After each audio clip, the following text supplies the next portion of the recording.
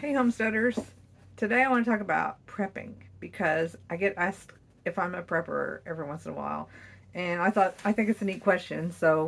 Um, I think of prepping, the definition of prepping is someone who's prepared, uh, is a prepper. So I think everyone is a prepper just for different circumstances. So if you lay out your clothes the night before you go to bed, then you're a prepper. You're preparing for work the next day. If you make sure your car is full of gas before you pull in the driveway, you're a prepper. You're preparing for the next time you need to drive your car. If you, I don't know, if you buy a week's worth of groceries at a time, you're a prepper because you're preparing the food for your family for a week ahead.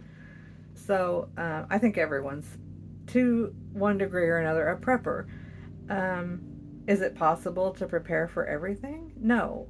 And I would hate to think of even trying to. That just does not sound like fun at all, because I feel like the main reason people prepare for any circumstance is because of past experiences, something they've lived through, or the unknown, something that could happen that hasn't, and which can cause anxiety to some degree or another. So um, everyone prepares for circumstances, and depending on what your circumstances are at the time, defines what kind of a prepper you are. So, for example, I live in a county that is 524 square miles, and there are only 25 deputies on our uh, sheriff's department. So that's they're spread pretty thin, and not only that, but they're not all on duty at the same time. So when you divide that into the shifts, there's not very many deputies on duty. So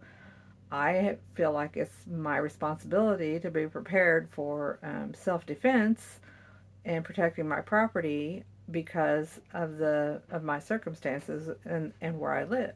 The same goes for medical services. There is one ambulance service in our county, and they have to cross a railroad track to get to where I live. And trains are notorious for parking on the tracks and blocking the intersections for long, long periods of times, sometimes half a day to a day. So I feel like it's my responsibility to have first aid kits and medical supplies and training for what to do in situations where I have to wait for a long period of time to get assistance for medical care. Um, Also, our county roads are notorious for flash flooding. Um, we don't have like severe flooding most of the time. The rivers are we're far enough away that I don't have to worry about it. But our roads can flash flood, and it can be a day or two before we can get to uh, town or to when I used to work at the school. There was a couple of times when I had to wait a day to get to work because the roads were closed. So all of these things are preparing on my part. So yeah, I feel like those are my circumstances, but I wouldn't have to prepare for like a hurricane. I'm in the Midwest. There's no oceans around me. A hurricane might bring rainwater into my area and some of that flash flooding, but as far as boarding up the windows and leaving town, that's not going to happen. So that's not something I prepared for.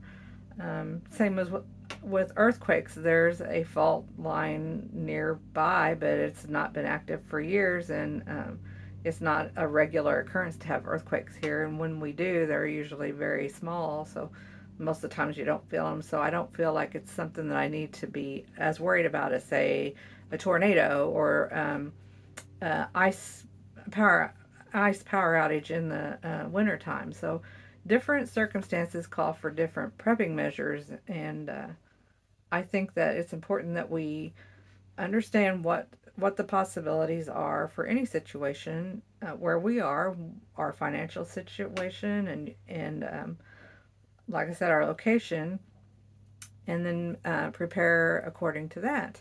So, are we preppers? Yes, but are we, you know, prepping for everything? No. We do have our animals we need to take care of, so we have to have supplies and medical care ready for them. And so it's an important topic, and uh, it's I like challenges, so being prepared is a challenge too. You have to think ahead, you have to plan, and you have to know what your circumstances are. So it's a topic that we're going to get into deeper as the months go by, especially into the new year. We're working on preparing your family challenge for each month of next year, and it'll be fun to see what we are prepared for and what we need to work on, and what our families can handle in different situations. So stay tuned for that. See you later. Have a good day.